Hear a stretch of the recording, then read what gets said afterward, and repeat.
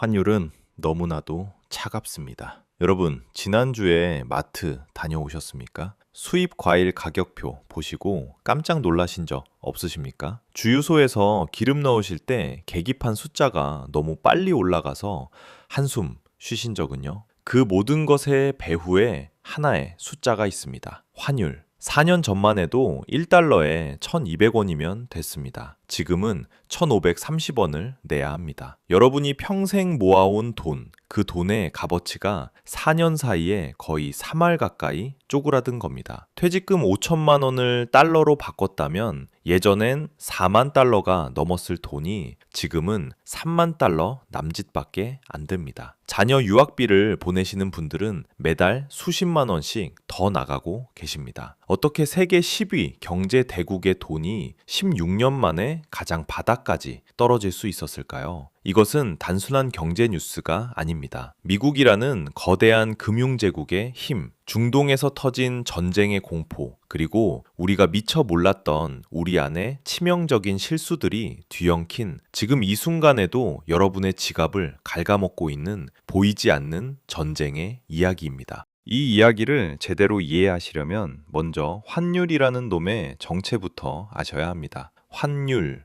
어렵게 생각하실 것 없습니다. 우리 돈이 해외에서 얼마짜리인지를 매기는 가격표입니다. 이 가격표의 숫자가 올라간다, 우리 돈의 값어치가 떨어진다는 뜻입니다. 내려간다, 우리 돈이 힘을 얻는다는 겁니다. 마트에서 사과 가격이 내려가면 좋은 겁니다. 그런데 환율은 정반대입니다. 숫자가 올라가면 여러분 주머니에서 돈이 빠져나가는 겁니다. 문제는 한국이 이 환율이라는 놈한테 유독 약하다는 겁니다. 여러분 잠깐 생각해 보십시오. 우리나라는 석유 한 방울 나지 않습니다. 밀도, 옥수수도 밖에서 사와야 합니다. 여러분이 드시는 빵의 밀가루, 차에 넣는 휘발유, 겨울에 틀어놓는 난방가스, 이 모든 걸 달러를 주고 사옵니다. 환율이 오르면 이 모든 것이 비싸집니다. 우리 살림살이의 밑바탕 자체가 달러에 묶여 있는 겁니다. 그리고 한국은 이미 한번 이 환율이라는 괴물에게 나라 전체를 통째로 빼앗긴 적이 있습니다. 1997년 IMF 외환위기. 여러분 중에 그때를 직접 겪으신 분들이 계실 겁니다. 환율이 하루아침에 800원대에서 2,000원 가까이 치솟았습니다. 멀쩡하던 대기업들이 줄줄이 쓰러졌고 평생을 성실하게 일하던 가장들이 하루아침에 짐을 싸야 했습니다. 온 국민이 결혼 반지까지 꺼내서 나라에 바치던 금모으기 운동 기억나십니까? 그때 한국은 맹세했습니다. 다시는 이렇게 당하지 않겠다고. 그래서 외환 보유액, 그러니까 비상시에 쓸 수 있는 달러 비축금을 미친 듯이 쌓기 시작했습니다. 세계에서 손가락에 꼽을 만큼 거대한 규모로 말입니다. 환율을 시장에 맡기되 위기가 오면 정부가 방패를 들 수 있는 시스템도 만들었습니다. 다시는 1997년 같은 일은 없을 거라고 모두가 믿었습니다. 그런데 말입니다.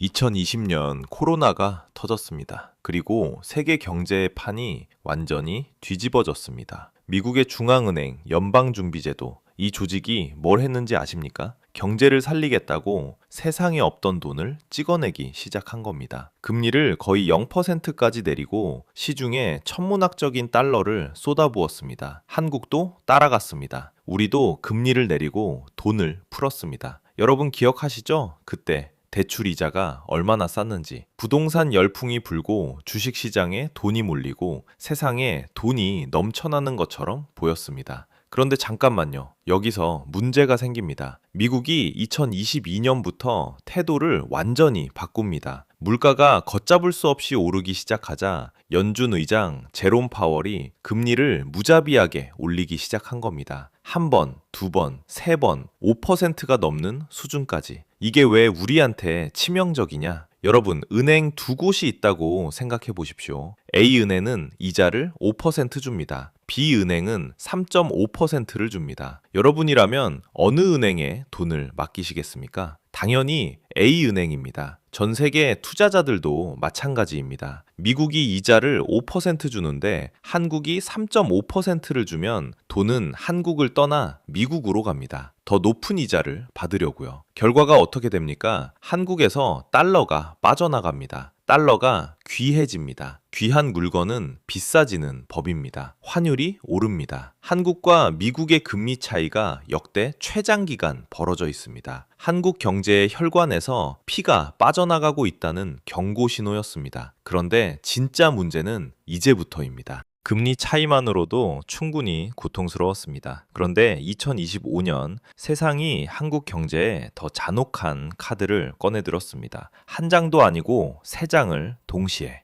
첫 번째 폭탄, 전쟁. 중동에서 불이 붙었습니다. 이란을 둘러싼 전쟁이 현실이 된 겁니다. 전쟁이 터지면 세계 금융시장에서 무슨 일이 벌어지는지 아십니까? 투자자들이 겁에 질려 안전한 곳으로 도망칩니다. 그 안전한 곳이 바로 미국 달러입니다. 마치 태풍이 오면 사람들이 튼튼한 콘크리트 건물로 뛰어 들어가는 것과 같습니다. 전 세계 돈이 달러로 몰리고 우리 원화는 바닥을 향해 곤두박질 쳤습니다. 두 번째 폭탄, 트럼프의 관세 전쟁. 백악관에 돌아온 트럼프가 꺼내든 무기는 관세였습니다. 25%짜리 관세. 이게 무슨 뜻인지 쉽게 말씀드리겠습니다. 우리 기업이 미국에 1만 원짜리 물건을 팔면 미국 정부가 2,500원을 세금으로 떼어간다는 뜻입니다. 가격이 그만큼 비싸지니까 미국 소비자들이 안 삽니다. 한국이 가장 잘하는 것, 좋은 물건을 만들어서 세계에 파는 것. 그 길목에 거대한 장벽이 세워진 겁니다. 세 번째 폭탄, 우리 안에서 터진 폭탄. 12.3 사태 이후 벌어진 정치적 혼란. 외국인 투자자들 눈에 한국이 갑자기 불안한 나라로 비춰진 겁니다. 쉽게 비유하자면 이웃집에서 매일 고함 소리가 들려오는데 거기에 돈을 빌려주고 싶으시겠습니까? 투자자들도 마찬가지입니다. 불안한 나라에서는 돈을 빼고 봅니다. 세 개의 폭탄이 동시에 터졌습니다. 결과 원달러 환율 1,530원. 2009년 글로벌 금융위기 이후 역대 최악. 대한민국 돈의 값어치가 16년 만에 가장 바닥으로 떨어진 겁니다. 그런데 여러분, 여기서 끝이 아닙니다. 진짜 소름 끼치는 이야기는 지금부터입니다. 지금까지는 바깥에서 온 적을 이야기했습니다. 미국 금리, 전쟁, 관세. 하지만 냉정하게 들여다보면 이 위기의 상당 부분은 우리가 우리 손으로 만든 겁니다. 이것이 아무도 크게 이야기하지 않는 불편한 진실입니다. 첫째, 우리가 돈을 너무 많이 풀었습니다. 시중에 풀린 돈의 양이 미국의 거의 2배 속도로 늘어났습니다. 정부는 돈을 풀고 한국은행은 금리를 내리고 양쪽에서 동시에 수도꼭지를 튼 겁니다. 물이 넘치면 물의 가치가 떨어지듯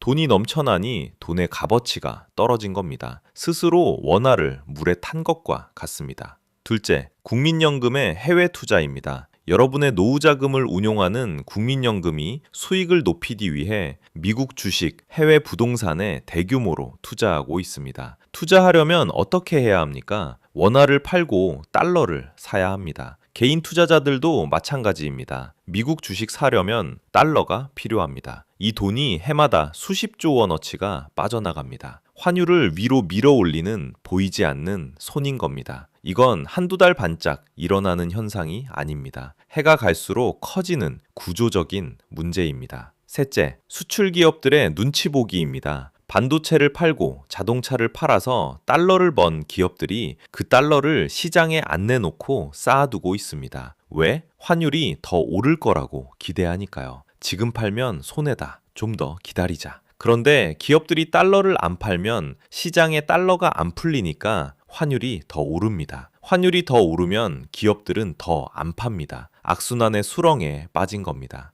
그리고 이 고환율이 여러분의 삶에 미치는 타격은 잔혹합니다. 주유소에서 넣는 기름값, 마트에서 사오는 식료품값, 겨울에 나오는 가스비 고지서 전부 올라갑니다. 월급은 그대로인데 물가만 오르면 어떻게 됩니까? 쓸 수 있는 돈이 줄어드는 겁니다. 소비가 줄면 동네 가게, 식당, 자영업 하시는 분들이 직격탄을 맞습니다. 잠깐, 그러면 환율이 오르면 수출 기업들은 돈을 더 많이 버는 거 아니냐고 생각하실 수 있습니다. 맞습니다. 이론적으로는요. 같은 물건을 팔아도 원화로 바꾸면 더 많은 돈이 되니까요. 그런데 현실은 그렇게 단순하지 않습니다. 트럼프가 매긴 25% 관세가 그 이익을 통째로 삼켜버립니다. 세계 경기가 나빠져서 물건 자체가 안 팔립니다. 원재료 수입 비용은 치솟습니다. 결국 수출 기업도 웃지 못하고 안에서는 물가가 오르고 물가는 오르는데 경제는 안 자라는 경제학에서 가장 무서운 조합이 우리 앞에 닥친 겁니다. 그렇다면 정부는 뭘 하고 있느냐? 비축해둔 달러를 풀어서 환율을 누르려 합니다. 환율을 예의주시하겠다 으름장을 놓기도 합니다. 하지만 이건 열이 펄펄 나는 환자한테 해열제만 먹이는 것과 같습니다. 잠깐 열이 내려갈 뿐 병을 낫게 하는 건 아닙니다. 게다가 이 해열제에도 비용이 듭니다. 과거에 정부가 환율 방어에 나섰을 때 12조 원이 넘는 손실을 본 적이 있습니다. 국민 세금으로 환율을 막아내는 겁니다.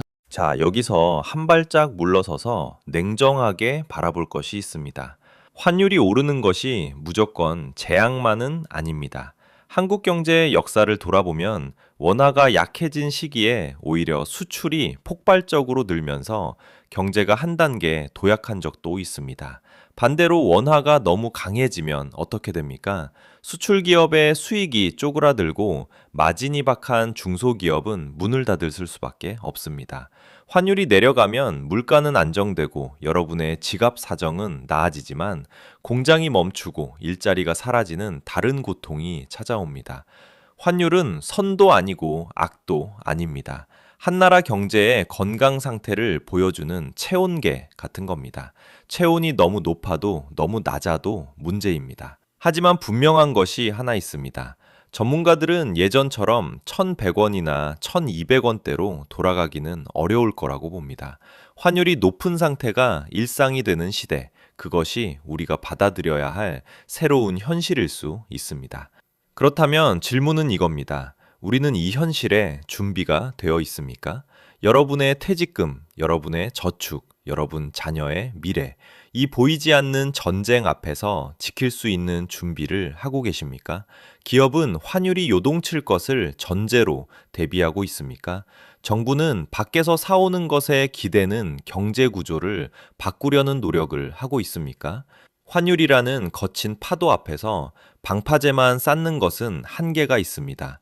이 파도를 오히려 경제 체질을 바꾸는 기회로 삼을 수 있느냐? 그것이 앞으로 대한민국의 운명을 가를 겁니다. 그리고 그 판단은 결국 여러분의 몫입니다. 오늘 이야기가 충격적이셨다면 아직 진짜를 모르시는 겁니다. 진짜 충격적인 진실들이 궁금하다면 구독, 좋아요 후 확인하세요. 거기서 뵙겠습니다. 명품 경제학이었습니다.